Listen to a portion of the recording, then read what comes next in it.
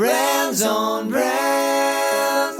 Hey everyone, this week we're talking about keyword research for consultants and coaches. That's right, keyword research for your brand if you're a consultant or a coach. Check it out. In a world where content is king and your reputation is your brand, how do you build a brand that matters? Welcome to Brands on Brands, a home for those that think different and push their boundaries. This is where branding that matters lives. Now, here is your host, Brandon Birkmeyer.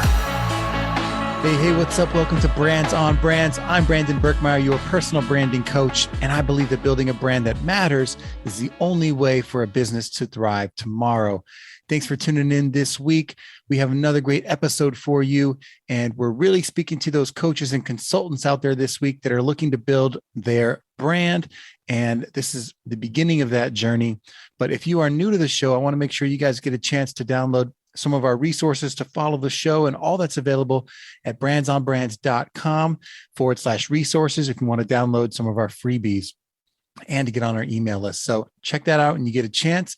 And without further ado, we'll jump into the show. Brands on Brands. Let's get going. So how do you build your brand for your coaching business and for your consulting business? And the first place that we're going to start is talking about keywords. Keywords are critical, especially for new coaches and consultants out there. Keywords are critical for identifying your niche in the market, for identifying what you want to do to own your space and be found as a coach in your market. Why are keywords so important? Well, keywords are how people find you in terms of your identity and being found in search and being found in your content. Keywords are at the heart of all that. Well, why is that? Well, when you're creating content marketing, and that could be your podcast, your blog, it could be posts on social media, it could be white papers that you're writing or articles, it could be stages that you choose to speak on, it can be you guesting on other people's shows. All of that is connected to keywords in some way. And the reason that is every time you do one of those things, whether it's create content or be a guest or whatever, you're doing it within a category of content. People are trying to figure out and learn something within some specific category. You know, it's not some kind of variety show you're going on or that you're creating. People are looking for a specific answer, and you are there to provide an answer. And that answer is usually related to some kind of general category or field of information. And keywords are at the heart of all of that. Now, if you haven't already figured out what your keywords are, today we're going to help you with that, because finding the wrong keywords or using the wrong words can actually really affect your findability as a personal brand. For example, if you are a fitness coach and you are specifically dialed into one type of fitness, let's say you are all about cardio, and people type in the word cardio when looking for fitness exercises, and you don't use that word, you may not be found. Right? Or if you are a running coach and you don't use the right word for running in your keywords, you may not be found. Now, the trick is to figure out what are the words within that category, for example, running, that people search for most often. And when you do that research, you'll find things like maybe it's running, maybe it's runner, and they're different keywords, right? Or maybe it's words like marathon, or it's words like running around my neighborhood, whatever those might be. As you start to make a list and brainstorm what you think people would actually type into search, you can validate those using search engine tools and keyword research tools to figure out how many people are actually typing in those things. And maybe you have to change the words to figure out and adjust to what the right words would be for that search. So maybe it's not, just running, maybe morning run is something that people type in all the time. And you now need to create content around morning runs, or make sure that you build that into your strategy. Now, these are just examples. But the point I'm trying to make is you'll usually have some type of primary keyword, and then you'll have breakoffs of that have additional words with them. And that all leads people back to understanding that you fit within a certain category of expertise. Now, the reason that's important is when it informs everything that you do from here on out. It informs how you use language on your website. It informs the words you use in your ad copy. It informs the words you use in the titles of the speeches you create. It informs the words you use in the titles of the articles you write and of the podcasts you record. All of it is related. And when you do it the right way and you use those words that are actually being searched for, and you put that content out there, now the two things start to come together. The content you've created for the right keyword is now being searched for online, and you're being served up to those people searching for that specific keyword because you use the right words in your descriptions and in your titles. All that's connected. Now, there's two types. We'll get into this, right? There's two types of keywords, and there's what we'll call unbranded keywords, and there are branded keywords. Unbranded is what we're talking about, and this is where you have to start. It is keywords that sound generic. It is the keywords that everybody uses.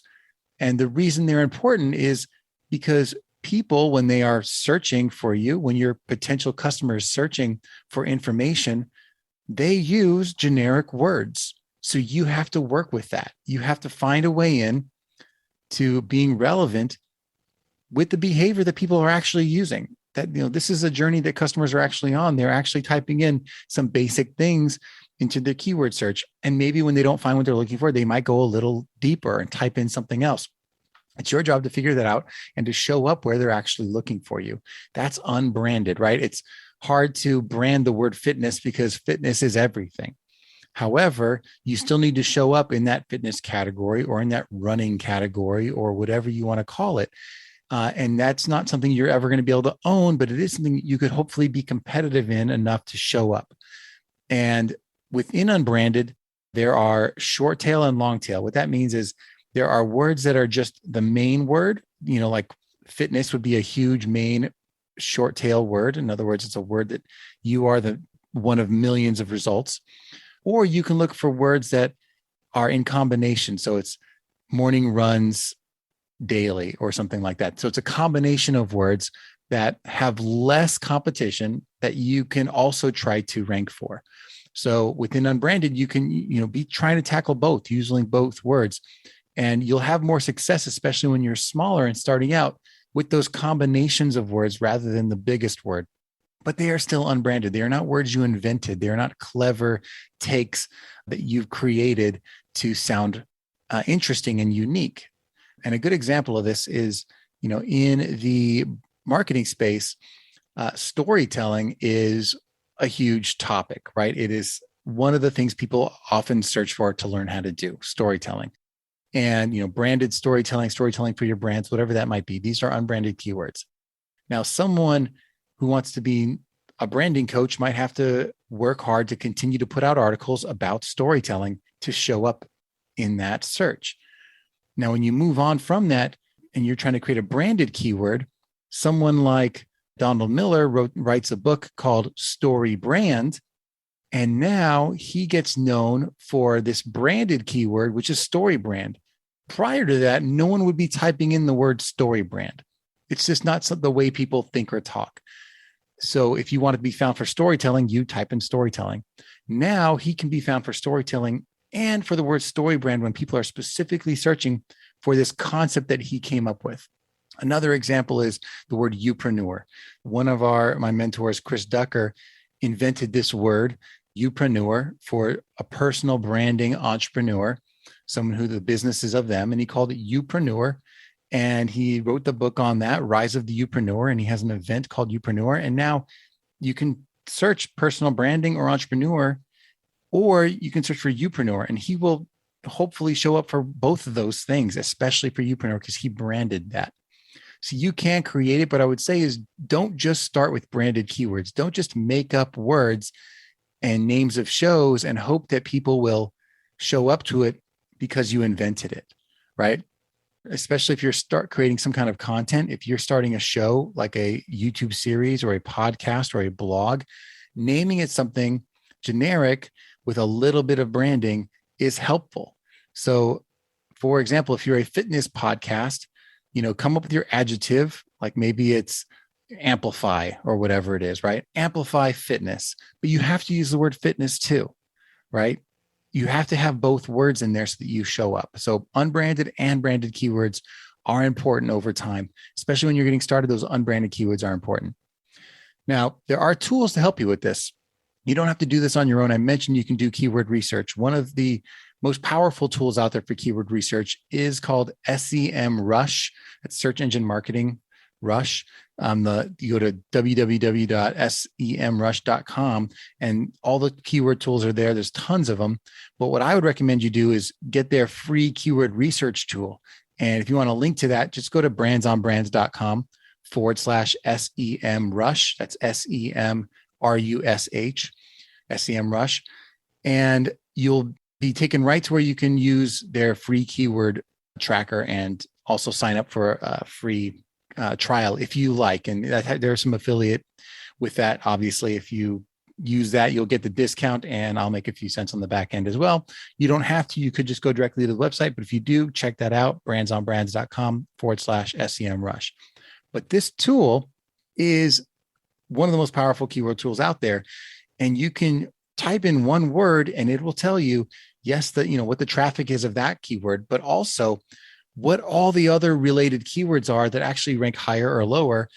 And it can guide you down the road that says, this is the actual word you should be looking for. And it'll also tell you how competitive it is. Which of these words, maybe there's 10 words that are all super relevant. Maybe 2 of them aren't as competitive as the others. And you can pick those and create some content using those words. Or maybe they're all competitive, but you can at least pick the words that are, slightly more niched down, or the combinations of words that are niched down for your particular audience. And then I'll go a step further and say, you can also say, okay, what can I do if I had to create a title of something? Which of these words would I want to include in it? And maybe it'll give you content ideas. Maybe you haven't yet created content on some of the keywords that are there in the list, and you should add that to your list of content that you're going to create to continue to be relevant in this space. One of the topics you should be covering, right? SEM Rush is a great tool for that. Any of the keyword tools are out there are amazing. Another free one's called Word Tracker. You can check that out, Google that. They got another free one too. Both of these tools, they have an amount of free searches you can use before they try to get you to pay. But I'd say if you're getting started, what I would do is sign up for SEM Rush at brandsonbrands.com/SEM Rush. Get their trial, squeeze in as much research as you can in a month, and then cancel. Because you don't need to do this every week, every month. You need to sit down, get your keyword strategy figured out in 30 days, and then implement it for the next year. And then you can do it again next year. But getting started with the right strategy is going to take you leaps ahead in terms of your approach to getting more visible, to becoming seen, and to being findable on all the important web channels out there that are going to help a coach or a consultant be found. So that's what I got for you guys today. I hope that was helpful. Figuring out how you as a coach or consultant can find your keywords that help your brand stand out and differentiate you from all the other coaches out there is going to be important. But using the fundamental philosophies of branding and keyword research is going to help you at least start to be relevant in the general category as well. Hope that was helpful today, guys. And if you guys are a fan of the show, make sure to subscribe and hit that ratings button and leave a 5-star rating and a review if you guys get a chance. Otherwise, just keep on tuning in, and I appreciate you. Also, if you haven't tuned in, this whole season's been about personal branding. Make sure you catch the first episode of this season. I had a 4-part series on personal branding for you that is always there in the podcast player for you to check out. Check out episodes 176 through 179 for my 4 stages of personal branding. And otherwise, I will catch you guys all next time. I appreciate you, and keep on listening. You've just taken your marketing knowledge to another level with this episode of Brands on Brands. But we have plenty more ways to help you build a brand that matters. Head over to brandsonbrands.com for resources, as well as access to our blogs, videos, and exclusive coaching sessions with your host. Be sure to visit brandsonbrands.com.